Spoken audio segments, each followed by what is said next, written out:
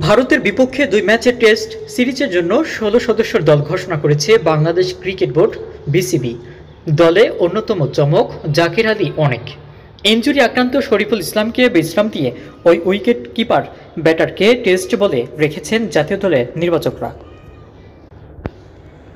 ২ ম্যাচের test series খেলতে আগামী ১৫ সেপ্টেম্বর ভারতে যাবে বাংলাদেশ দল। আইসিসি টেস্ট চ্যাম্পিয়নশিপের এই ম্যাচের প্রথমটি শুরু হবে ১৯ সেপ্টেম্বর। এজন্য বৃহস্পতিবার ১২ সেপ্টেম্বর ভারতের বিপক্ষে টেস্ট সিরিজের জন্য দল ঘোষণা করে বিসিবি। স্কোয়াডে ডাক পেয়েছেন ১৬ জন। যথারীতি অধিনায়ক নাজমুল হোসেন শান্ত একজন অতিরিক্ত ব্যাটার হিসেবে স্কোয়াডে ডাক পেয়েছেন জাকির আলী অনেক।